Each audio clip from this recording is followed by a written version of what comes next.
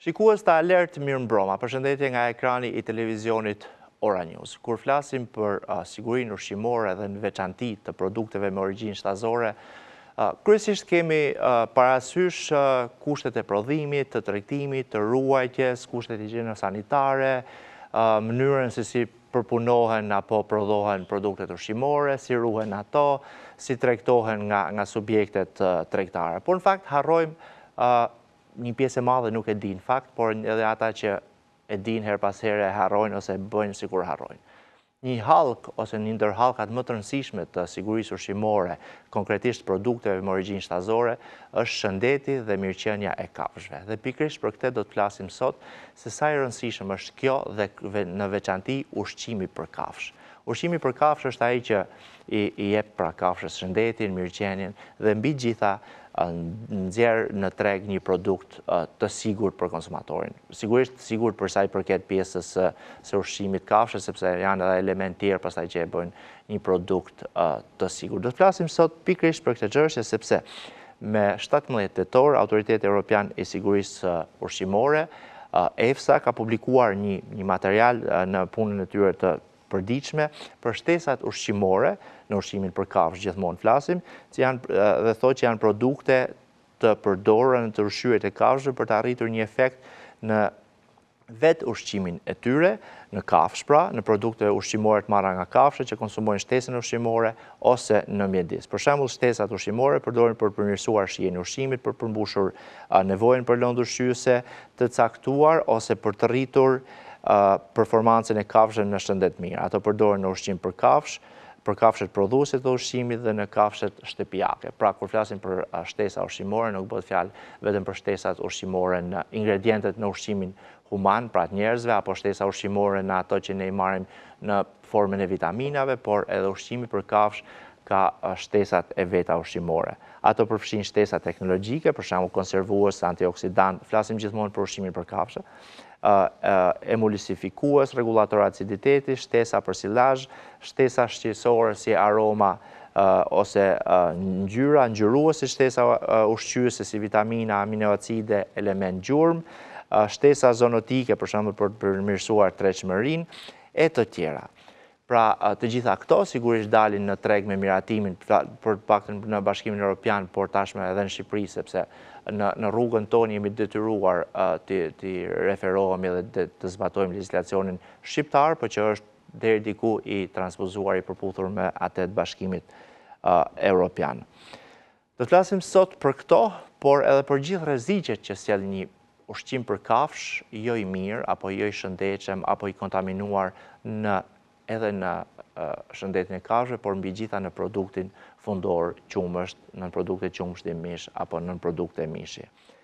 Kam të ftuar zotin Festim Shytaj, është përgjegjës I sektorit të mbashtimit, riprodhimit dhe të ushqyerit të kafshëve në Drejtorinë e Politikave Veterinare në Ministrinë e Bujqësisë dhe Zhvillimit Rural. Kënaqësi që u kam studio. Përshëndetje, faleminderit. Zonja Polikseni Drazho është specialiste në sektorin e aktivitetit shkencor dhe komunikimin me RASF në Autoritetin Kombëtar të Ushqimit. Kënaqësi. Përshëndetje, kënaqësi Faleminderit edhe ju për kohën. RASF është sistemi I alarmit shpejt I Bashkimit I Komisionit Evropian për produktet me origjinë, për produktet ushqimore. Kam online zotin Dasha Mirçela, është antar I kryesisë shoqatës blegtorët prodhues të qumshtit. Nisim bisedën me ju, zoti Shytaj, në lidhje me ato çfarë edhe unë përmenda nga dokumenti I EFSA-s për shtesat ushqimore dhe ushqimin për kafshë në rëndësinë e tij në vetvete, në gjithë zinxhirin e sigurisë ushqimore, edhe të mirëqenies së shëndetit të kafshëve, kuptohet. Faleminderit edhe një herë, përshëndetje. Para se të hyj direkt në këtë temë, po bëj një panoramë të përgjithshme në lidhje me sektorin e blegtorisë në vendin tonë. Shqipëria aktualisht ka rreth 80.000 operatorë që merren me të ushqyerin e gjedhit, ka rreth 45 deri 50.000 operatorë që merren me të imtat dhe një pjesë operatorësh merren me shpendët dhe me derrin. Këto janë, si thua, po I quajmë speciet kryesore me të cilat fermerët tanë janë të angazhuar për prodhimin e produkteve blegtorale si ushqim për popullsinë. Aktualisht në vendin tonë janë rreth 280.000 krerë gjedhë në mbashtim, rreth 1.8 milion krerë të imta, janë rreth 10.000 dosa që shërbejnë për prodhim gicash, për mish, dhe rreth 6 deri në 7 milion shpend, nga cilat rreth 4.5 deri në 5 milion janë shpendari për zogjë, për mish dhe pula për vezë. Pra, pak a shumë ky është, po e quaj, panorama e përgjithshme e aktivitetit lektoral në Shqipëri. Sigurisht, i gjithë ky aktivitet, themelin bazë e ka në 2 drejtime. Kryesorja është kushtet e mbashtimit, pra po flasim strehimi, dhe pjesa tjetër është të ushqyerit, higjiena e të ushqyerit dhe ajo që ju përmendet me të drejtë, sidomos aditivët ushqimor që përdoren, ose shtesat ushqimore që përdoren për ta përmirësuar cilësinë e ushqimit, për të rritur tretshmërinë, për të rritur performancën prodhuese të këtyre kafshëve, dhe themeli i këtij biznesi ka të bëjë me cilësinë e produktit, por në fund edhe mbi të gjitha me sigurinë e produktit që i ofrohet konsumatorit. Për të realizuar një gjë të tillë, Shqipëria aktualisht, po themi, bazën ushqimore, sidomos atë voluminoze, e realizon brenda vendit. Pra, praktikisht Shqipëria nuk është se importon ushqim voluminoz, sidomos për ruminantët nga jashtë vendit, përjashtuar raste të veçanta, si raste përmbytjesh, sepse ne gjejmë operator të tillë vetëm në tregje jashtë Shqipërisë, por pjesa tjetër realizohet 100% brenda vendit. Ajo në të cilën ne jemi deficitar si vend në të ushqyerit e kafshëve janë kryesisht koncentratet. Koncentratet neve aktualisht në Shqipëri importojmë mesatarisht në vit rreth 190.000 ton ushqime nga jashtë. Nga këto ushqime për kafshë. Ushqime gjithmonë për kafshë, po flasim për ushqime për kafshë. Nga këto rreth 140-45.000 ton janë ushqime për këto specie kafshësh që prodhojnë ushqim për popullatën, pra kafshë që prodhojnë ushqim, dhe pjesa tjetër janë për atë që ju përmendët për pet animals ose kafshët e shoqërimit ose kafshët shtëpiake që i përdorin kafshët e luksit. Kafshët e luksit që i përdorin familjet shqiptare, pra pjesa që ngelet. Ajo që vlen të theksoj në këtë moment është që Shqipëria në gamën e këtyre produkteve që importon si ushqime për kafshë janë kryesisht koncentratet dhe sidomos ato që ne i kemi me mungesë proteinat bimore, sidomos pjesa e sojës që na vjen kryesisht në vende si Spanja, Brazili, Argentina. Nga ana tjetër, këto produkte, një pjesë vinë të gatshme në Shqipëri, një pjesë vinë si lëndë e parë dhe shkojnë në fabrikat apo po themi në njësitë e përpunimit në Shqipëri, të cilat bëjnë përgatitje po i quaj të racioneve, të përputhura, shpeshherë dhe ushqime të trajtuara, dhe kjo është një pikë shumë e rëndësishme dhe shumë jo vetëm e rëndësishme, por edhe rrezikshme. Pra në momentin që ne futim aditiv ushqimor të lejuar gjithmonë, sipas listës së produkteve të lejuara aditive ushqimore në Republikën e Shqipërisë, sipas legjislacionit që është në fuqi, i cili është i përputhur me legjislacionin e Bashkimit Evropian dhe ka listë të lejuar të njëjtëve aditiv ushqimor që përdoren në Bashkimin Evropian Shqipëria aktualisht. Nga ana tjetër, vlen të theksohet që një pikë e rëndësishme është momenti i përdorimit të ushqimeve të medikuara. Këto janë shumë të rëndësishme, njëkohësisht edhe të rrezikshme, sepse ushqimi medikuar mund të krijojë probleme si aditiv, mund të krijojë probleme në rritjen e rezistencës mikrobiale, e cila pastaj kalon edhe tek produktet. Pra, në varësi të cilësisë... A përdoren shumë të tilla, më falni? Jo, këto janë vetëm me recetë të mjekut veterinar, në raste që ai i rekomandon, dhe produkti ushqimor ka, si thua, një periudhë pushimi, marrim rastin e qumshtit ose dhe të mishit, derisa eliminohet përmbajtja e këtij produkti në organizëm e kafshës, pra dhe nuk shfaqet në produktin përfundimtar për konsumatorin. Nga ana tjetër, ne kemi në Shqipëri rreth 19 operator biznesit ushqimor që bëjnë këtë lloj, po themi, miksimi dhe shesin në treg edhe për të tretë. Sepse nga 130 operatorë që importojnë produkte të tilla, ushqime për kafshë, nga vendet që unë përmenda kryesisht, po nga gjithë, nga tregu i hapur, pjesa më e madhe e tyre janë fakt operatorë që njëkohësisht janë edhe prodhues. Pra nuk shesin për të tretë, por importojnë për nevojat e veta, për fermat e veta. Në këtë kontekst, Shqipëria, thash, importon rreth 90.000 tonë misër në vit. Në vazhdim të programit do shohim dhe ku janë pikat e dobta ose pikat e riskut në lidhje me këtë, si ndërhyjnë strukturat tona të kontrollit dhe ku duhet të kenë vëmendje ndaq fermerët, po kështu edhe operatorët e biznesit që të sigurojnë që këto lloj produkte janë produkte të përshtatshme për të përdorur si ushqim për kafshët dhe të mos na krijojnë probleme me mbetje në produktin përfundimtar. Kur thatë, ju përmendet ushqim voluminoz, keni parasysh barën e thatë, jonxhën, silazhin, misrin bim, jo kokër, se ndoshta kokër kemi pak ushqim për kafshën në Shqipëri të prodhuar, po kryesisht importuar. Ushqimet voluminoze bëhet fjalë për ushqime foragjere, që ju e përmendat, eksaktësisht një pjesë e ushqime voluminoze realizohen përmes kulturave të kultivuara, siç ju përmendet jonxhën, por ndërkohë thekër, gjithashtu, pse jo tërshër, elb, që përdoren shpeshherë dhe si aselle, jo thjesht për koncentrat në vend, edhe përdoren kryesisht tek të imtat. Nga ana tjetër, ushqime voluminoze janë edhe kullotat tona natyrore, që Shqipëria është shumë e pasur dhe shumë e larmishme me kullota të tilla dhe njëkohësisht kemi një traditë që vazhdon prej shekush në Shqipëri, rreth 100.000 krerë, bakti të imta, në fakt shtektojnë drejt kullotave verore ose kullotave dimërore në periudha të ndryshme sipas stinës. Zoti Xhela, përshëndetje. Përshëndetje, Zokol. Faleminderit për kohën. E riprezentoj, është Dashamir Xhela, antar i kryesisë së shoqatës blegtorët prodhues të qumshtit. Jam në studio me zotin Festim Shytaj nga Ministria e Bujqësisë dhe me zonjën Polikseni Drazhë nga Autoriteti Kombëtar i Ushqimit. Para se të shkoj tek Poli, po flas pak me ju për situatën. Ju jeni përveç shoqatës si antar kryesie, ju jeni edhe mbarshtues kafshësh, keni një fermë tuajën. Po. Keni një fermë lopësh, prodhim qumshi dhe prodhim mishi. Edhe mishi, këte nuk e dija këtë detaj.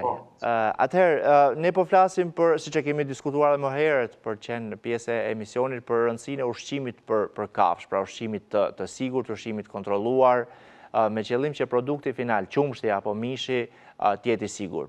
Dhe thënë ndryshe edhe shëndeti i kafshëve, pa tjetër. Si është situata juaj, sot, kur theme juaja si mbarshtues në shkallë vëndi, e ushqimit për kafsh, qoftë prodhim vendi, qoftë importi, si janë sasit, si operoni me recetat ushqimore dhe mbi gjitha me kontrollin e sigurisë së këtij produkti, sepse siç kontrollohen produktet ushqimore për njerëz, ashtu kontrollohen edhe për kafsh. Faktikisht, unë jam blegtor në zonën e Beratit. Kemi një fermë tonë në rreth 60 krerë lopë, prodhim qumshi. Por situata me lopët përgjithsisht ka qenë e mirë, në thelbi aflatoksinës, por të këto kohët e fundit kemi hasur edhe vjet në mars, edhe si vjet kemi hasur tek tuk disa problematika, ku nivelet e aflatoksinës ka qenë më të larta nga normat e Bashkimit Evropian, nga 0,05 kanë qenë pak më të larta. Diku janë 9 normë, ka dhe ferma që janë 9 normë. Është me periudha të ndryshme, se nga sot nesër i ndryshon çdo fermë, në fakt. Ne po mundohemi dhe si shoqat dhe vetë ne si blegtor, duke i formuar dhe blegtor, për të pasur një racion ushqimor sa më të pastër dhe sa më të mirë për të arritur që norma 0,05 të shkojnë më poshtë. Por problemi është se blegtori nuk e se ka dhe ndaj mundësi të madhe për të rregulluar disa gjëra. si që dim Sokol, ne pothuajse 90-95% të koncentratës ne importojmë. E importojmë nga Serbia, kryesisht, importi i madh është i Serbisë dhe misri, nga 90% e misrit importohet nga Serbia. Unë faktikisht me që kam hasur, me shoh probleme, dhe kemi diskutuar që misri serb ka shumë probleme me aflatoksinë. Unë shoh fletët analizës, se unë si blektor jam interesuar dhe sa herë që marë koncentrat, shoh fletën analizës. Po shoh një fletë analizës më vjen me 0,02 në ferë, që do të thotë që analiza është, misri është shumë cilësor, po qesa është 0,02. Po në ana tjetër, unë kam dyshimet e mia si ky misër nuk është në atë normë që thotë fletë analiza, po është shumë e shumë lartë. Pra analizat me cilat shoqërohet produkti, flisni gjithmonë, Po, analizat. Pastaj se po ta shohim me ekspert më të mëdhenj që kemi folur ne për çështjen e aflatoksinës, nuk është 100% që vjen vetëm nga misri, nga misri i importuar. Që është sasitë më të mëdha që mund të marrin kafsha nga aflatoksinës se merr vetëm nga misri. Dhe misri lep shumë për dëshiruar, cilësinë e tij që vjen këtu ne. Po përveç produkt, po më fal, po vazhdojeni. Këtu duhet ndërhyjë institucioni përkat deri në dogan, që të ketë një kontroll më rigoroz për cilësinë dhe fletë analizat të jetë më e besueshme që edhe ne që të punojmë më rehat. Se blektori ka 100 halle të tjera, menaxhori një ferë, nuk mund të bëj edhe laboranti të cilësisë nisën. Sigurisht. Dhe nuk mund ta bëjmë, jo se nuk duam, por nuk mund ta bëjmë, kupton? Kështu që është më mirë që institucionet veprojnë çik më fuqishëm për të kontrolluar këto sasirat të mëdha, se janë sasirat të mëdha të importit të nisrit nga Serbia. Dhe ne të mundohemi në ana jonë që të bëjmë ç'është e mundur për të arritur standardet e Bashkimit Evropian. Pak në 0,05, 0,04 që të jemi në normë të Bashkimit Evropian. Ama nga ana tjetër, Shtetet e Bashkuara, Kanadaja, Japonia e kanë 0,5, 10 herë më të lartë normën e lejuar. E di shumë mirë atë pjesë, po problemi është se ne aderojmë për të shkuar në Bashkimin Evropian dhe Bashkimi Evropian ka ca norma shumë të larta sidomos ne si fermer, si institucion, duhet të bëjmë të pamundur që ta çojmë të normë, ta çojmë në nivelet 0,05.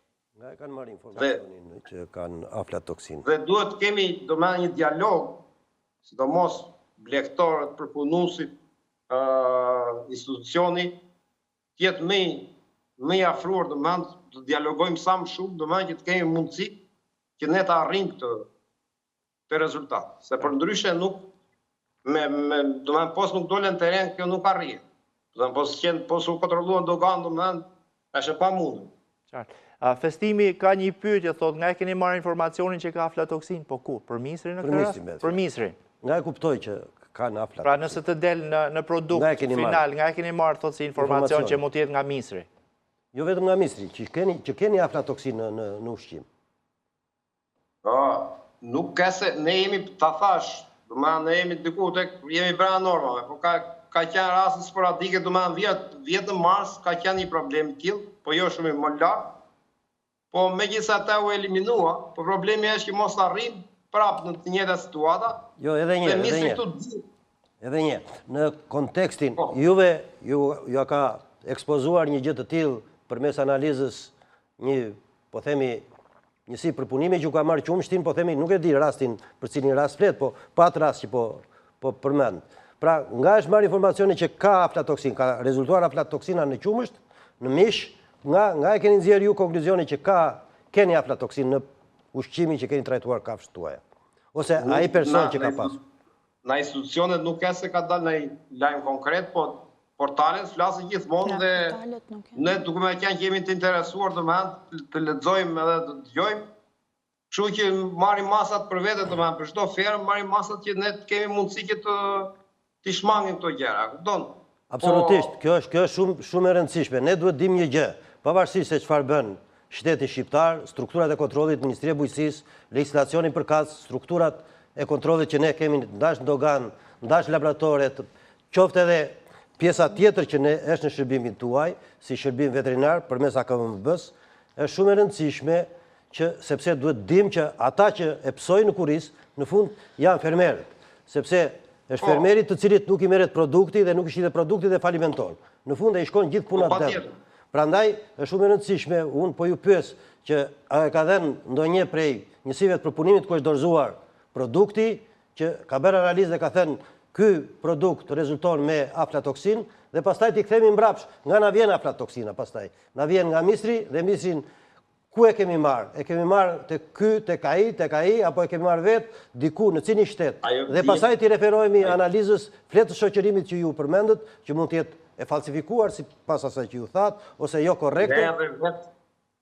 Pra, në këtë rast është shumë e rëndësishme që ju të ankoheni, është shumë e rëndësishme që ju të keni zërin tuaj, të shkoni drejt institucioneve që kanë detyrim të kontrollojnë këtë gjë. Në fakt, për të mos e vënë para përgjegjësisë zotin Çela, jo për para përgjegjësisë për të fatmirësisht ka një para përgjegjësisë sepse unë jam i rrafur me këto punë dhe i mirë domethënë si jo, patjetër, po unë po thoja që ka një, nuk e di, ka një vit ndoshta ose diçka më shumë që është krijuar shoqata juaj? Po. Po, ka gati 2 vjet. Gati 2 vjet. Dhe fatmirësisht se këta ishin pa organizuar. Ne vetë si shoqat kemi marrë her pas here analiza dhe vetë me shpenzimet tona kemi bërë analizat e misrit të importuar dhe kemi parë që nuk është, nuk është ajo analizë që thot në fletën e... Ka rezultuar ndryshe. Shoqëron mallit, po është ndryshe. Dhe këtu, këto gjëra duhen diskutuar shumë më thellë se sa kaq, duhen parë shumë më thellë dhe institucioni duhet të veprojë më thellë të pjesa analizës. Ne kemi bërë jashtë analizat të misrit, dhe tashi, me që, po thotë zoti Festin, ne kemi hequr fare misrit në përdorimi i kafshës, ose e kemi ullur në mënyrë drastike që kafsha mos ketë mundësi të marrin atë sasinë e duhur të aflatoksinës, plus pas e kemi shtuar dhe suplementet tjera për ta zeruar normën e aflatoksinës, po kjo është kosto për blektorin, dhe blektori, si që dim, blektori shqiptar është shumë i vujtur në gjitha anët e tjera, plus pasaj t'i shtohet edhe një kosto për mbrojtjen e aflatoksinës të kafshës, plus dëmton kafshën, plus edhe kafsha po hangin nga këto supliment të dërmishit të nxjerrin qumësh më të pastër, po kafsha dëmtohet në shëndeti, kështu që çdo gjë duhet kontrolluar misri, ose çdo lloj produkti tjetër, si puna e misrit do kontrolluar deri në burim nga dogana, se ne të Serbi nuk e kontrollojmë dot, po në dogan, në moment që hyn dogan, duhet të jetë një kontroll rigoroz, që mos përfundoj të mëdha të blektorit. Dhe blektori pastaj mos detyrohet ta hedhë qumshin poshtë. Qartë. Zoti Çela, unë do kthehem sërish tek ju, do t'ja jap fjalën zonjës Drazhov, sepse gjithë për cilat po flitet përplasen me autoritetin kombëtar të ushqimit, pikërisht për kontrollet që mund të thuar zyrtare të 2024-2025, si është situata reale dhe ne po ndalim tek aflatoksina, por çfarë rezulton tjetër në ushqim për kafshë, problematika ndryshme, edhe nëse nuk ka rezultuar konkretisht nga raport analizat, cilat janë rreziqet pastaj. Sepse këtu ka një problem, patjetër që ushqimi për kafshë fillon kontrollohet për vlerat ushqyese një lloj si dhe ushqimi për njerëz, sepse në varësi të kafshës dhe të produktit që ne presim të nxjerrim në treg, pra për qumshtin apo për mishin apo bulmetin, patjetër që ushqimi për kafshë duhet ketë parametrat e tij përkatës. Dhe shumë tani vjen problemi i aflatoksinës, sepse që të sqarojmë dhe publikun, aflatoksina është një mykotoksinë e prodhuar si metabolit sekundar i mykut Aspergillus, kryesisht i llojit Aspergillus flavus. Shumë trash njerëzit. Jo, po shiko, sepse duhet sqaruar për një arsye shumë të vetme, nuk gjendet vetëm te misri. Nëse do gjendej vetëm te misri, po e marrim të mirë që ne hoqëm misrin nga përdorimi dhe marrim problemi gjendet në shumë, po në drithra, sepse është, domethënë, rritet. Myqet në përgjithësi duan terren, duan lagështi, duan karbohidrate, pra, dhe shumica e ushqimit për kafshë, pra drithrat kanë përmbajtje karbohidrati, kështu që neve mund të bëjmë pjesën tjetër, jo vetëm si autoritete, por dhe fermerët në këtë rast, apo prodhuesit që të kemi shumë kujdes te pjesa në rast të parë e kushteve higjeno-sanitare, por dhe të gjitha hallkat e tjera të zinxhirit, duke ndjekur pikat kritike të kontrollit. Kushtet e ruajtjes, po. Atëherë, gjithë kontrollet AKU-s, në pik, analiza, mostra, çfarë keni bërë dhe kohët e fundit, sepse di që janë marrë disa masa, pikërisht për ushqimin për kafsh, për mostra, kampionime, analiza, do t'i themi pas reklama, sepse regjia më kërkon të shkojnë në publicitet. Reklama e kthehemi pas pak, mos u largoni nga Ora News.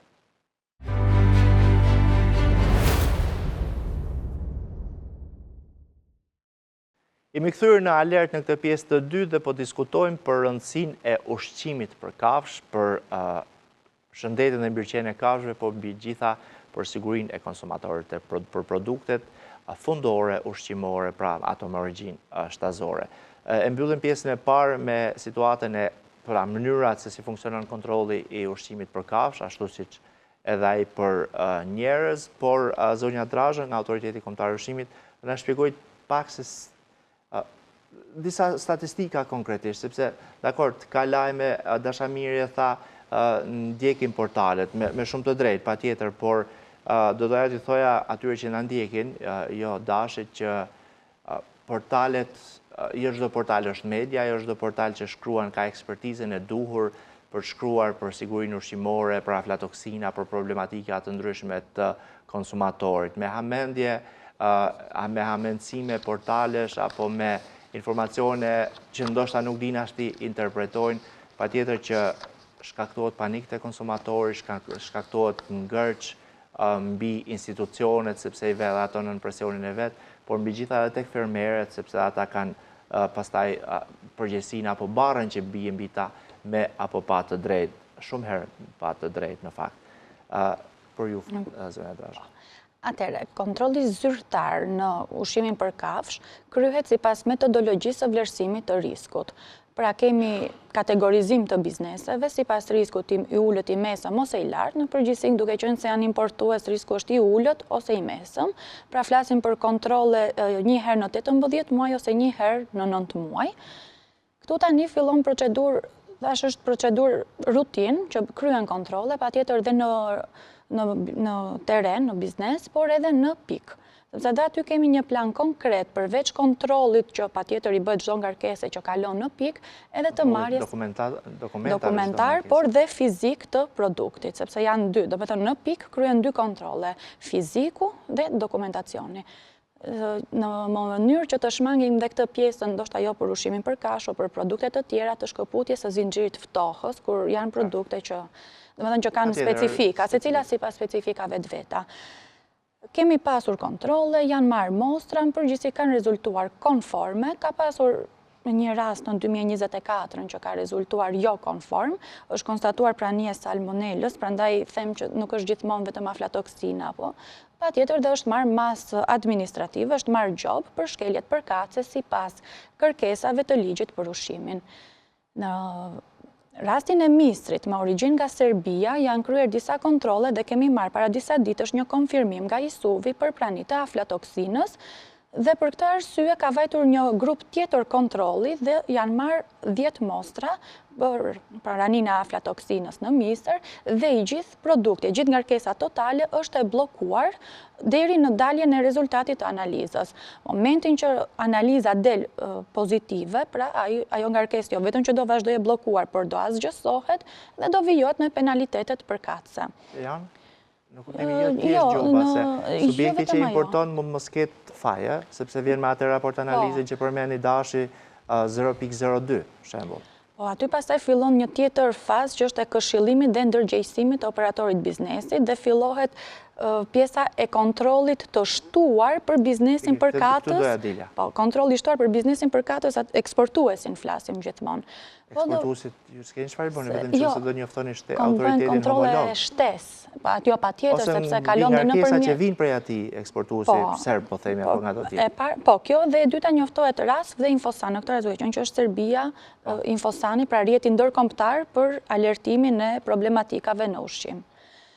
Megjithatë, ajo se çfarë masash merren në vendin tjetër është pjesë tjetër, por ne kemi si detyrë të shtojmë kontrollet në pikë në rastin e ngarkesave që vijnë nga ky subjekt. Në këtë sens ishte ideja. Nëse ke diçka tjetër për masat e fundit, ka vetëm një rast aflatoksine. Aflatoksine, po, do me të morëm një... 2025, a deri tani vetëm një rast aflatoksine. Vetëm një rast. Qartë. Festim, njëherë në 9 muaj apo 12 muaj, thate? 8 për muaj. subjekt. 9 në varësi të riskut. Është kontrol shumë i rrallë, në kuptimin si kohë, duke ditur që kafshët ushqen çdo ditë, import ka çdo ditë. A do duhet të ishin më shpesht, paktën për disa elementë si aflatoksina apo problematika tjera? Teorikisht paktën, logjikisht. Pavarësisht logjikës, Bashkimi Evropian edhe Shqipëria njëkohësisht. Se në Serbi, për shkakun, qenë se po flasim për Serbi, ne kemi nga shtatori deri në pranverën që vjen lagështit të madhe, dhe kjo ndikon absolutisht edhe tek mykotoksina. Patjetër. Po pavarësisht tash, domethënë, se si është ecuria e një vendi nga një vend tjetër, nga pikpamja ligjore, është e përcaktuar edhe me udhëzime, edhe me metodologji, se si bëhet analiza e riskut dhe si vendoset analiza e riskut për një subjekt që tregton, po themi, s'ka rëndësi fare, importon, e prodhon këtu apo, por që shet një produkt ushqimor. Pra, kur flasim për ushqime për kafshë, po flasim një lloj si për produktet ushqimore për njerëzit, sepse kanë të njëjtën rëndësi dhe trajtojnë me të njëjtin legjislacion. Në këtë kontekst, në varësi të se zonja e tha, por unë dua ta theksoj, i njëjti biznes, i cili ka të njëjtin burim furnizimi, siç është rasti po e quajmë Serbin, por nuk ka pikë rëndësie se nga, në momentin që konstatohet, prandaj dhe e pyeta dhe zotrin që nga e morët ju informacione, sepse këta janë shumë të rëndësishëm, këta duke qenë se janë përdoruesit fundor, janë ata që alertojnë edhe institucionin, në rast se institucionet ai i ka shpëtuar, pra nga kontrolli rutin, nuk e ka evidentuar, por i del ati në qumësht, dhe ati i blokojnë qumështin. Shpërnë se njerë 9 muaj dhe shtoj Jo, nuk ka lidhje me këtë, Në këtë moment, Akuja është detyruar që 10 ngarkesa rresht, njëra pas tjetrës, nga i njëjti subjekt, nga i njëjti furnitor, është i detyruar të nënshtrohet kontrolli dhe në momentin që rezultojnë të 10 pa ngarkesë, pa probleme, pra konform, vetëm në atë rast lejohet të vazhdojë të kryej aktivitetin normal të tregtimit në Shqipëri. Në të kundërt, vazhdojnë, bllokohet, asgjësohet, mundet edhe kthim mbrapsht në destinacionin nga është dërguar produkti. Pra jemi në këtë lloj qasje.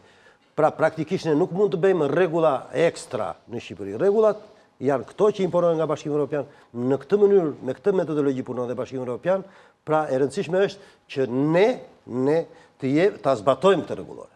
Pra ta nënshtrojmë, pra kur vjen fjala për atë lloj vlerësimi i riskut, sepse është shumë e rëndësishme momenti i parë, momenti i klasifikimit të këtyre bizneseve.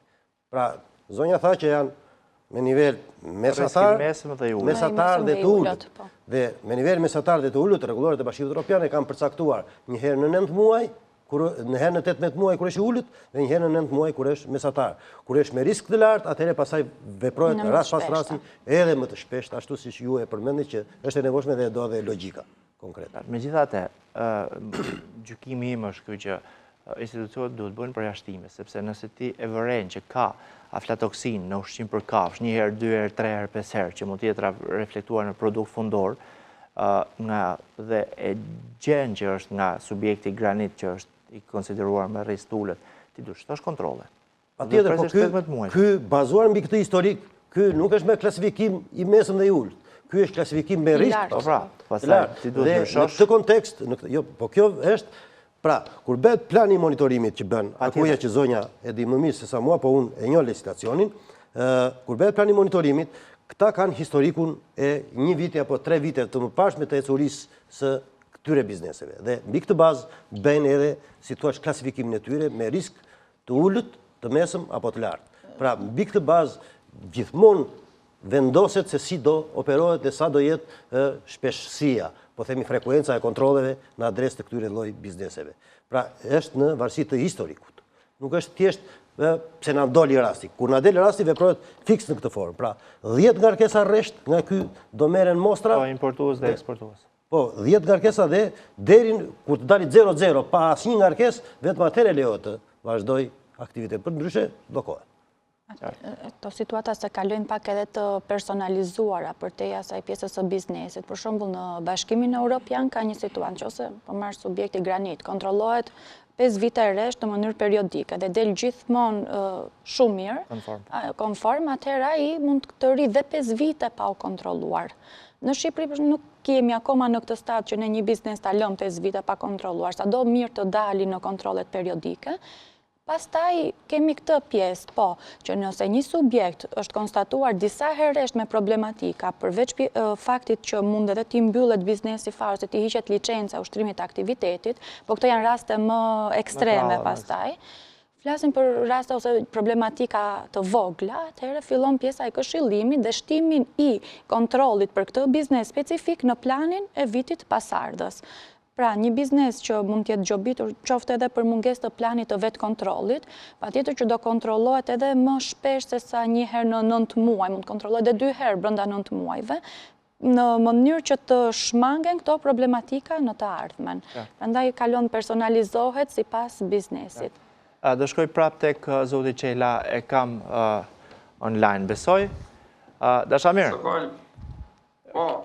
Ke diçka për shtuar vetë apo pret pyetjen time? I dëgjova me shumë kujdes 2 specialistë dhe uroj të jetë ashtu siç thonë ata, por më le hije dyshimi sepse dhe blektorët nuk mund të bëjnë her pas here analiza të misit apo të sojës apo të çdo koncentrate që ha lopa apo probleme ka të tjera. Blektori është i angazhuar domethënë për mirëmbajtjen e fermës. Po prandaj merr me dokumentacion. Për mirëmbajtjen e kafshës, por nuk mund të bëjë. Tash mos ta ndërprisja.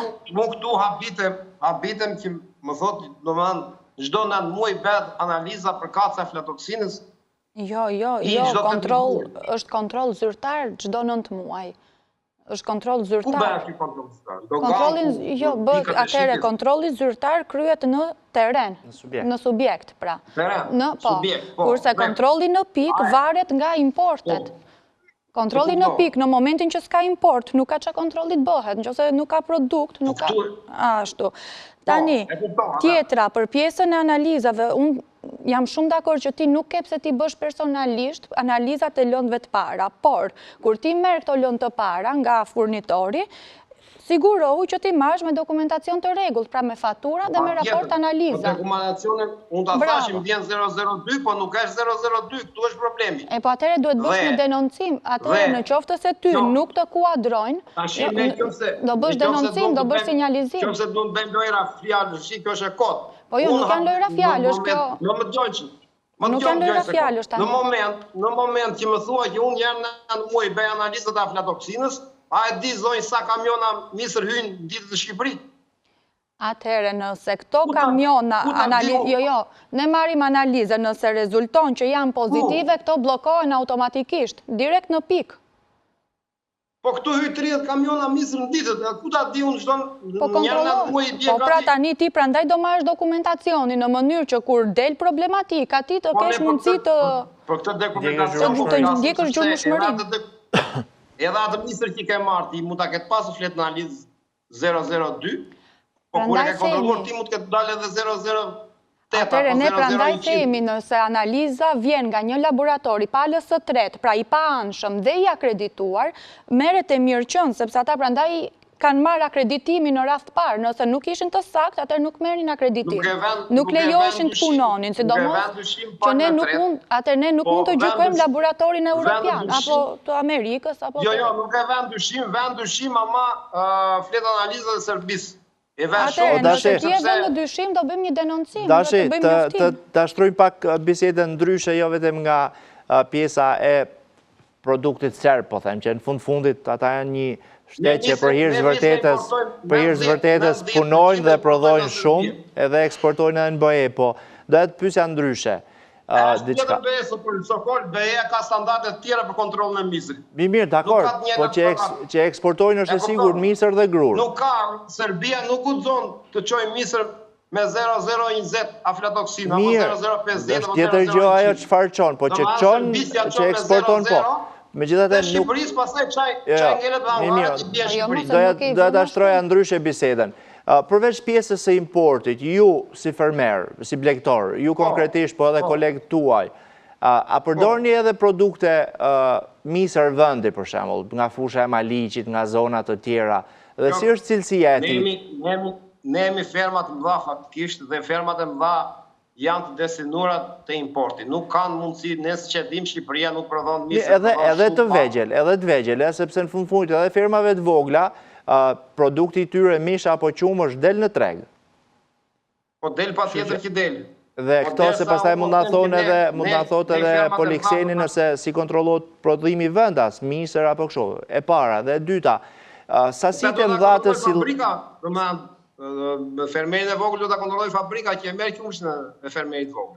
Dakor, do ta kontrolloj edhe autoriteti kombëtar i ushqimit apo dikush tjetër misrin, ose ushqimin për kafshë që marrin këto ferma. Në moment që e çon fabrik, do mëna kontrollon fabrika, se fabrika nuk çështja është mos të dali, se nëse del, fabrika patjetër ka. Por si është situata për shembull ka detyrim. Sa kujdesen prodhuesit e ushqimit për kafshë në kuptimin të atij voluminoz që përmendi Festimi, të silazhit, sasive të mëdha, atyre topave me barë të thatë, të cilat me cilin ushqehen kafshët dhe patjetër që mund të kenë myqe brenda. I kemi provuar të tëra ato si. Ja, mund të jenë edhe ato burime, nuk mund të jalon vetëm importit, besoj. Mu kanë shumë burim të vogël dhe me këtë suplement që i hedhin për minimizimin e aflatoksinës, këto janë të shmakshme, ja kollaj të shmakshme. Si hedhin suplement barit thatë për shembull, ose jonxhes ose silazhit? Jo, po që e mykur ti nuk ja hedh lopës, as misin ja hedh lopës, po e që me mykur do ta shikosh ti do me sy. Problemi është se misin ti nuk e shikon dot, kupton se unë nuk jam i vetëdijshëm do në momenti që unë të hedh jonxh të mykur lopës apo silazh të mykur lopës, lopa dyrimisht o do dështoj viçin ose do smuret vete, kupton? Dhe ne si jemi të interesuar, ne si blegtor do nuk jemi të interesuar të ngordhim një kafshë, kurse ne aty me të ushqemi. E kemi atë pjesë kemi shumë, do ata e shikojmë vetëm me sy. Ne kemi problemin do të këto të tjera që ne nuk mund t'i bëjmë dot analizën. Ja, sigurisht mund. Patjetër edhe aty do pasur një kujdes më të shtuar, edhe na blegtori do pasur një kujdes më të shtuar. Po si ta thash gjithmonë, kupton, që të jemi të sinqertë, të jemi të saktë domethënë. Aq mund të bëj blegtori, nuk mund të bëj domethënë pa. Madje nuk është as detyrë e tij ta bëj për hir të vërtetës. Sepse subjekti që e furnizon duhet t'i ofrojë produkt sigurt, qoftë prodhuar këtu apo të importuar. Unë them që autoriteti kombëtar do të jetë mi vendosur këtë pjesë. Do mos në këtë kohë tash na gusht domethënë deri në marsi. Qatë në periudhën e lagështirës. Janë kohë me lagështira dhe aty fillon edhe rritet shumë ajo domethënë aflatoksina. Aty e kam hallën domethënë që kontrollet janë dhe të jenë rigoroze domethënë të preta që edhe sa nesër pas nesër mos guxojmë më. E kupton si nuk guxon domethënë në Bashkimin Evropian të çojnë nisër me aflatoksinë, mos guxoj edhe këtu të nesër. Edhe ne fundja po do të plotësojmë të sa standarde se po themi do vëm Bashkimin Evropian 2028 apo 2030, po ne me këto institucione apo me këta blegtor nuk mund të vëmë dot, apo me këto fabrika. Do të jemi të tërë. Fabrikat i kemi të mira, i nderuar. Edhe të jemi, domethënë, si thua, korrekt në të gjitha ato që flasim me njëri tjetrin. Ju jeni përfaqësuesi i shoqatës së prodhuesve të qumshit në Myzeqe. Dhe si i tillë, keni informacion më shumë nga kushdo tjetër nga ne që jemi në studio në adresë të kolegëve, të miqve tuaj, të fermerëve, të atyre me cilët ju bashkëpunoni dhe jeni pjesë e këtij grupimi. Sipas gjithë informacionit që po diskutojmë këtu, ne na rezulton vetëm një moment me aflatoksin, pra një ngarkesë deri tani. Pra nuk na ka rezultuar ngarkesa tjera dhe për këtë ngarkesë janë marrë masa dhe janë bllokuar në kufi. Dhe pritet të bëjnë analizat konfirmuese për të vazhduar më tej për 10 mostra dhe 10 ngarkesa që kanë rezultuar me këtë lloj, po themi, ngarkesë mikrotoksine. Pra, në këtë kontekst, nuk është kaq zi situata dhe... Jo, nuk po e bëj zi. Po, nuk është kaq zi. Dhe në këtë kontekst, në qofse ju keni raste të tjera, ose kolegë tuaj kanë raste të tjera, është momenti që në bashkëpunim me strukturat e shtetit, kryesisht me AKU-n, por në rast se AKU-ja nuk ju përgjigjet, edhe me Ministrinë e Bujqësisë, po pse jo edhe te emisioni Alert. Cilin Alert dashit i numrin e ke, mos përto. Edhe tek Alerti. Pra, kur ne nuk të përgjigjemi, kur shteti nuk përgjigjet, pra, ju ta bëni problem këtë gjë, sepse ka të bëj me jetën tuaj, ka të bëj me aktivitetin tuaj. Dhe nga ana tjetër, nuk ka të bëj thjesht me ju, po ka të bëj me konsumatorët edhe me fëmijët e mi. Mos mendo se unë jam interesuar që fëmijët e mi të hanë qumësh me aflatoksin. Jetë t'jesh i sigurt për këtë pjesë. Pra, në këtë kontekst ne jemi pjesë të njëjtit zinxhiri, se jemi hallka të njëjtit zinxhiri. Dhe duhet ta mbështesim njëri tjetrin këtë proces. Të thash që blegtorët, fabrikat e përpunimit dhe AKU-ja do të bashkëpunojnë fort për të pasur një produkt sa më cilësor dhe për konsumatorin dhe për ne vetë. Ju duhet të denonconi pikë, në rast se keni problematika duhet të denonconi. Dashi, në djenin time, në fakt, unë nuk duhet të bëj PR fare autoritetit kombëtar të ushqimit se nuk më kanë paguar. Nëse do më paguar, në sigurisht do t'ja bëja free, jo. Por, gjithsesi, di që ka 2 ose 3 javë që ka nisur një aksion i AKU-s për kontrollin e ushqimit për kafsh. Ajo çfarë unë uroj është që ky kontroll mos mbetet në atë historinë që kemi ne të fushatave të përkohshme, jo thjesht nga AKU, po në tërësi të institucioneve tona, nisin disa aksione pak ditë edhe mbeten me aq, sepse ushqimi për kafsh është po kaq i rëndësishëm sa ushqimi për njerëz, në fund reflektohet te ushqimi për njerëz. Por ajo çfarë doja të pyesja unë nuk lidhet në këtë rast me problemin për cilin po flasim, por me mirëqenien e kafshëve. Ju tha që keni ulur normën e sasisë misrit pra në ato recetat ushqimore kafshëve, i keni ulur sasinë e misrit nga 6 në 2 kg diçka e tillë, nëse e kujtoj saktë. A ndikon kjo tek pjesa e prodhimit qumshit, tek sasia, qoftë prodhim qumshit, qoftë shëndeti i kafshëve? Ose edhe i mishit? Ndikon tek shëndeti i kafshës dhe te prodhimi ndikon, sepse ti nuk mund t'i marrësh në maksimum atë prodhim që pretendon. Po jemi të detyruar në momentin që ne nuk duhet hyjmë në këtë lloj sporte të tjera, se dihet që blegtoria ha gjithmonë kur rrisni sokol të flasim tjera se që janë drejta. Jo, patjetër. Çdo njeri e topin tek tjetri, e kupton po. Shiko, unë kam dëshirë që gjithmonë t'ju jap hapësirën që meritoni sepse jeni ajo hallë që prodhoni për ne. E kupton? Kështu që ne po mundohemi të bëjmë të pamundur që mos kemi raste të tilla, se po qëse kemi raste të tilla pastaj dhe autoriteti kombëtar i ushqimit, dhe Ministria e Bujqësisë dhe gjithkusht tjetër do ketë përgjegjësi të mëdha për këtë situatë. Prandaj po themi që tash ne jemi në kohë që duhet të kontrollojmë këto gjëra. Në momentin pasaj që nuk duan apo nuk duan ta kontrollojnë, atëherë ne si shoqat do marrim masa që të kemi një mundësi më të mirë kontroll. Ose do bëjmë vetë analiza dhe do t'i bjem aty dhe pasaj nuk do ketë kontestime, besoj. Dashi, një pyetje para se shkojnë në reklama në fund të pjesës 2 jemi. Për ata njerëz që nuk kanë informacion dhe s'kanë si ta kenë në fakt, sidomos të rinjt apo ata që jetojnë në qytet. Duke jemi në këto historitë e legjendave që sa qumësh prodhojmë, nga vjen gjithë ky qumësh e tjera. Mesatarisht, një lop e regjimit stallor, themi, të racave që ju mbarshtoni, edhe ju konkretisht, po edhe kolegë tuaj në mbarë Shqipërinë. Sa është mesatarja? Në djenin time është diku shkojnë në pak raste edhe deri në 50 litra, po 30, 32, 35 litra për kokë në ditë. Fermat e mëdhaja, fermat që janë më rigoroze në prodhim në qumshit, që janë fermat të marrë në 50 krere lartë, detyrimisht kanë një mesatare më të madhe, sepse kanë dhe biznes, dhe kanë dhe punë, dhe duhet të dalë në qikë fitim prurës. Në momenti që ti s'ke një prodhim të lartë, detyrimisht edhe me këto çmime që kemi ne në Shqipëri, po dole do me sasi të ullë të qumshit, atëherë përse ti nuk shlyen do të detyrimet e tua. Fermat e mëdha përgjithësi e kanë.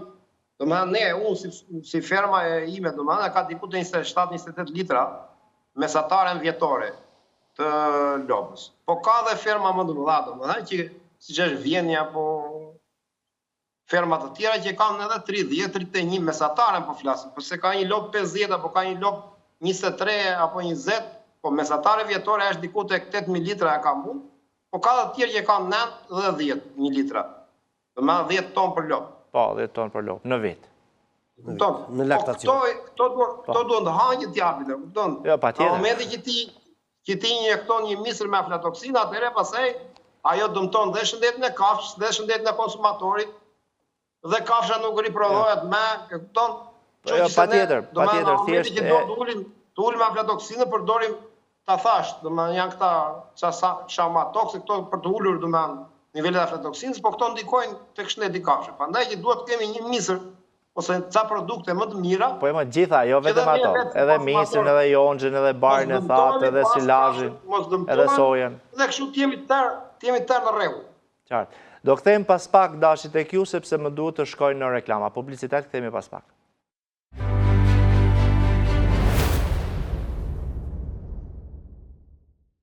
Jemi sërish në alert në këtë pjesë të tretë dhe për gjithë ata që nuk na kanë ndjekur nga fillimi, po flasim për rëndësinë e ushqimit për kafshë, si produkti domosdoshëm qoftë për mbirëqenien dhe shëndetin e kafshëve, por mbi gjitha për rëndësinë e konsumatorëve, sepse nga ushqimi për kafshë patjetër varet edhe siguria e ushqimit dhe cilësia patjetër e ushqimit që ne konsumojmë çdo ditë, pra të flas për ato ushqime me origjinë shtazore. Festim, shkurtimisht disa nga problematikat e ndryshme, sepse e mbajtëm gjithë kohën me aflatoksinën, që mund të shfaqe një produkt ushqimor kafshë, pra qoftë misri, soja, elbi, jonxha, silazhi e tjera. Pra çfarë mund të rezultojë me probleme si rasti që kishte pas salmonelë në një rast, pra nga se mund të kontaminohet, cilat mund të jenë problematikat, dhe më pas këto sa e dëmtojnë edhe prodhimin. Dhe pastaj do ndalemi pak edhe tek, dhe do flasim edhe pak sigurisht për kontrollin e ushqimit për kafshë në Shqipëri, jo vetëm importi, prodhimi vendas, dhe pak të gjetjet e Komisionit Evropian të datës 4, shkurtimisht. Nuk ju vë në situata sikletshme me te. Jo, absolutisht nuk mendoj se jemi në situatë sikletshme, ne duhet sqarojmë një gjë. Të gjitha ushqimet që përdoren për kafshët. Së pari supozohet të jenë nga pikpamja higjienike të mira, të sigurta dhe të përgatitura në kushtet më të mira të mundshme, gjithashtu të ruajtura në kushtet më të mira të mundshme dhe të trajtuara në kushtet më të mira të mundshme. Çfarë supozon kjo? Pavarësisht se ne folëm kryesisht për koncentratin.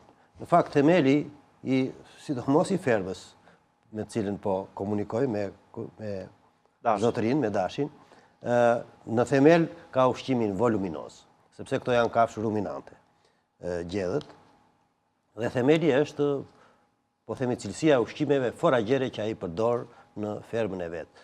Sepse koncentrati shërben thjesht për të balancuar energjinë, kryesisht, dhe në i premiks, pastaj nuk e di çfarë përdor Dashi për bërjen e racionit ushqimor sa më të balancuar.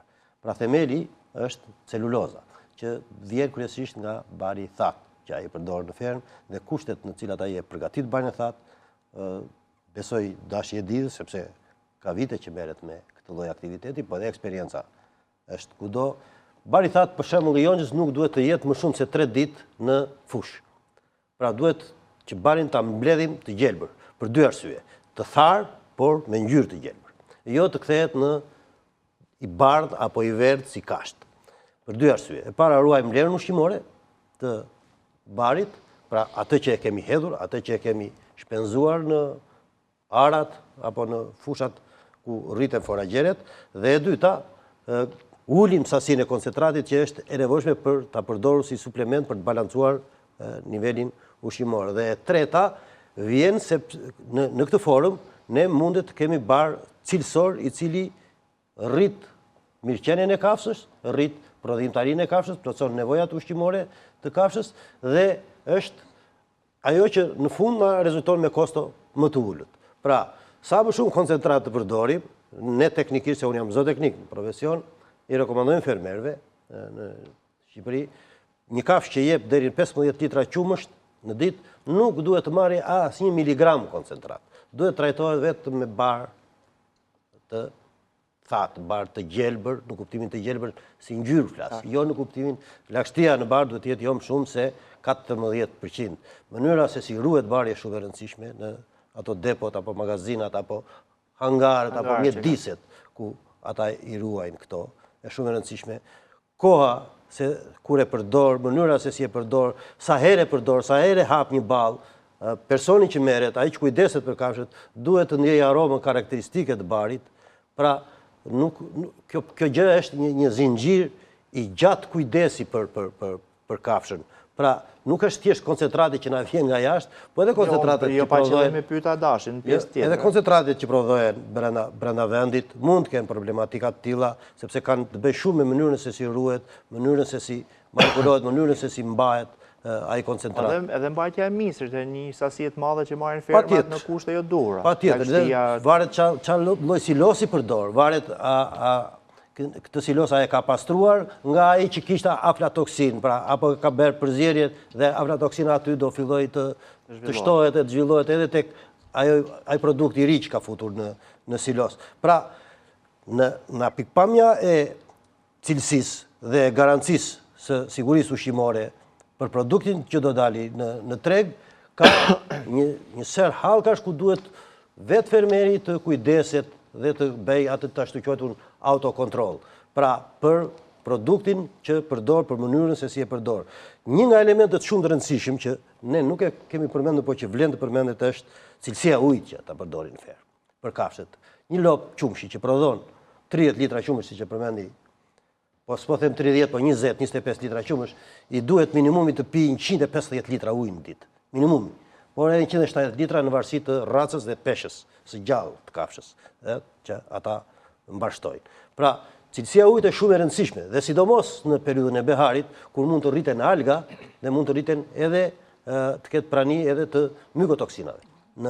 Sepse nuk bëhet fjalë vetëm për aflatoksinë, por ka një grup të madh mykotoksinash që mund të zhvillohen në ushqim, ndashtë ushqimi që mbahet në sidomos për shembull te silazhi, shpejtësia me të cilën përdoret silazhi, koha në cilën hapet, gjerësia apo thellësia me të cilën përdoret dhe prihet, mjetet me të cilët shpërndahet, mënyra se si shpërndahet, pra koha kur përdoret. Pra, këto janë një grup kushtesh që fermerët duhet i kenë në konsiderat për të trajtuar dhe për të garantuar ushqim cilësor në radhë të parë për shëndetin e kafshët dhe pastaj produkt cilësor nga kafshët dhe të sigurt për konsumatorin në treg. Pra, nuk është thjesht çështje e ushqimit që na vjen nga importi, ne duhet të kemi të njëjtin kujdes, të njëjtën vëmendje, biles edhe më të shtuar, sepse prodhimi bazë është ushqimi voluminoz që ushqejmë kafshët në Shqipëri. Nuk është thjesht koncentrata që na vjen. Okej, ajo mund të afektojë në një moment caktuar, iku ajo parti malli, erdhi një parti tjetër malli nga importi që nuk e ka këtë problematik dhe e eliminuan, po e quaj fermerët këtë gjë. Nga ana tjetër, ajo që është gjithmonë po themi, që jep efekt më vazhdueshëm është produkti që ata vetë realizojnë në nivel ferme me,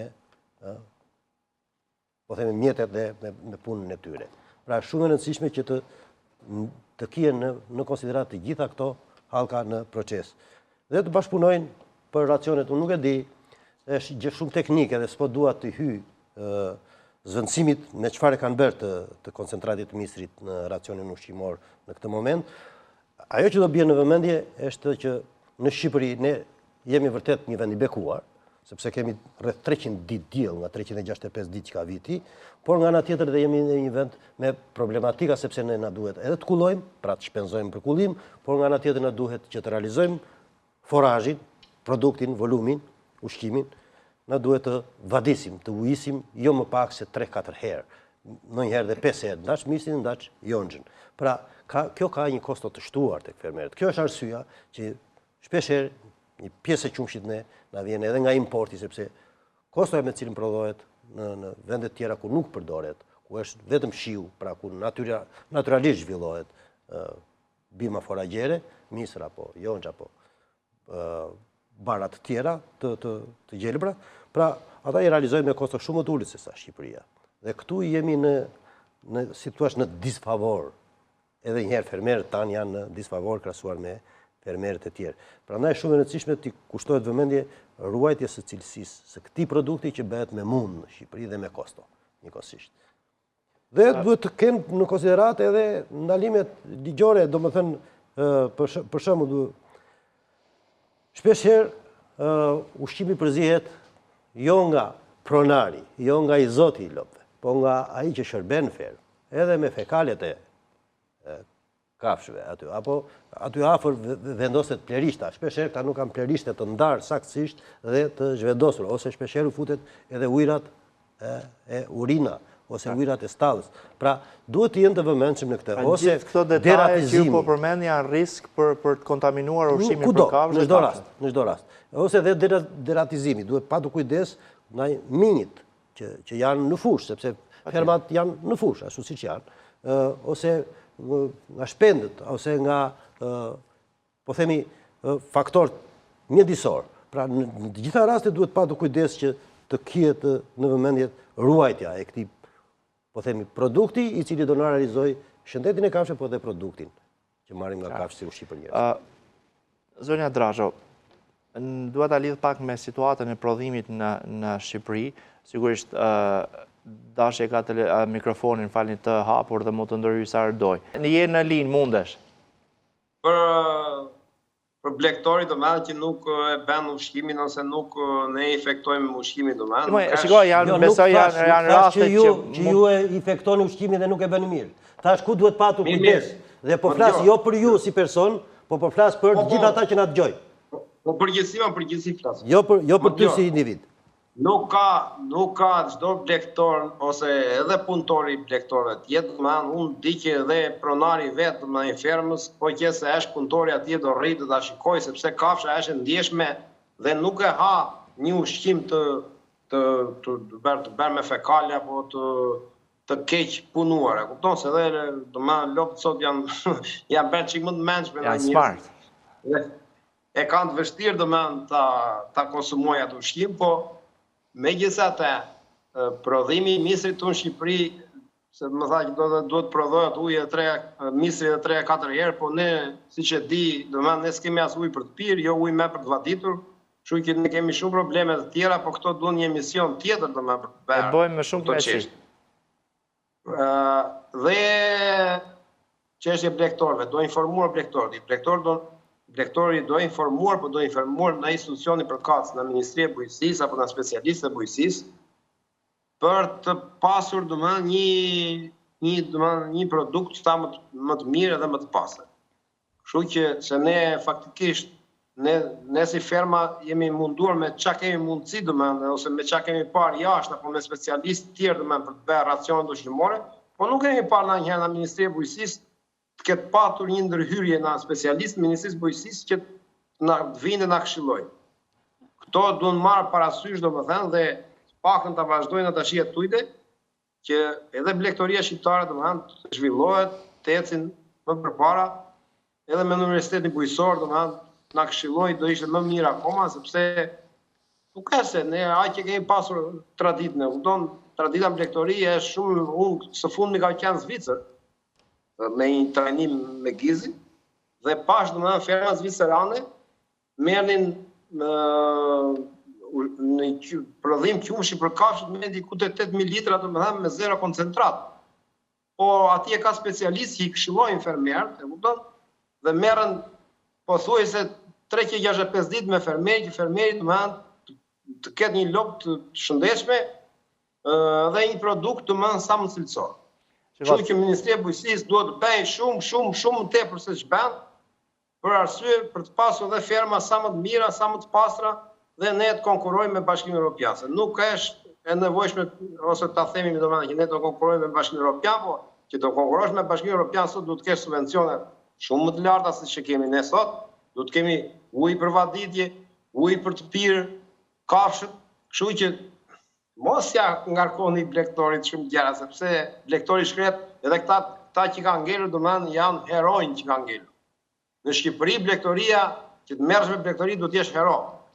Në fakt një ndër ata je ti Dashi, se di kemi biseduar edhe herë tjera për sakrificat tua, po Andaj, them që është shumë sakrificë e madhe merresh me fermë lopësh në Shqipëri, apo përgjithësi me bujqësim, por sidomos kafshët janë shumë të vështira për të menaxhuar sepse e duan çdo gjë do komplekse. Kupton, në moment që ty të çalon një gjë, për shembull, të çalon një tërë zinxhiri. Kështu që duhet këshillim nga ministria, duhet nga universiteti, na të tërë aktorë domethënë që kanë lidhje me këtë pjesë, domethënë që ne nuk ka se jemi të ditur edhe duhet mësojmë akoma, po e mira është që duhet të jetë. Unë kam gati 15 vjet që merrem me blektori dhe nuk kam parë një këshilltar që këshillon fermerin ose blektorin, këtë ardhën stavë këtë këshilluar nga Ministria e Bujqësisë.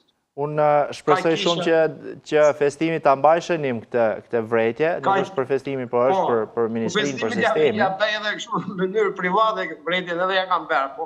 Mirë, jemi publikisht sot.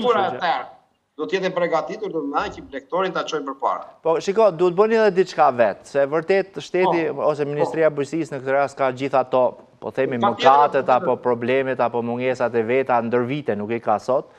Por besoj që ju, konkretisht ju, bashkë me 2-3 kolegë tuaj që keni ferma, du të mërë disa iniciativa vetë. Për shembull, pak buxheti, pak kolegët tuaj dhe kontraktoni një ekspert, i cili mund di më shumë se njerëzit ministria ose po aq, të paktën, dhe mund të vinë. Sepse Ministria kemi ekspertët. Ministria ka mungesa të subvencione, ju do donit shumë subvencione të paktën sa Kosova e Maqedonia, por disa iniciativa duhet merren nga vetë fermerët, se në fundit e ke biznes.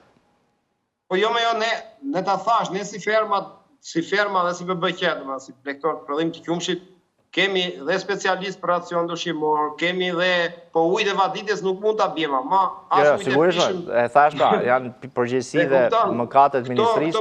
To të tjerat, ne ta thash, ne qa kemi mundësi të me, si BBQ, si shoqat, kemi bërë shumë gjera për para vetë. Ndërhyrja ime ishte për të thënë, gazi që kostua e produktit në Shqipëri është me lartë, ju jeni të dizavantazhuar.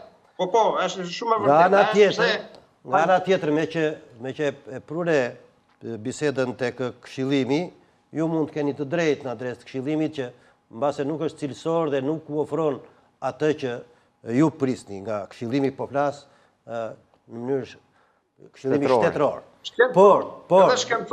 Por, nga ana tjetër, ajo vajtja jote në Zvicër, edhe ata ekspertët që ju përdori, njëkohësisht janë kontribut i Ministrisë Bujqësisë përmes gizit dhe projekteve që ju mbështesin direkt dhe drejt për drejt, ju dhe fëmijët tuaj, duke u kërkuar juve që të qojmë edhe për praktika, biles dhe fëmijët tuaj për të quar në universitet, biles edhe për të mbështetur ta kryen aktivitetin edhe praktikat në Zvicër dhe në vendet të tjera të mbështetura, po me lekt dhe mbështetjen e shtetit. Se ju mendoni që parat, me që se ju mbështet Gizi, mendoni që është Gizi Gjerman, në fakt nuk është Gizi, është Ministria e Bujqësisë, është Ministria e Bujqësisë, se ti e di që kemi qenë zbashku në këtë.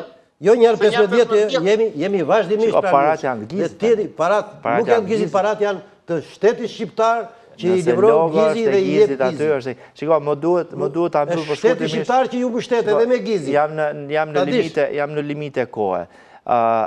Polikseni, ajo që po thoja që parë, po, vetëm shkurtimisht se nuk kam kohë, sinqerisht. Do më falë se më duhet largohem, e kam qikësi orgjene të më. Ishte kënaqësi dhe të falenderoj shumë për kohën. Barsin. Dëgjohemi në emisione tjera.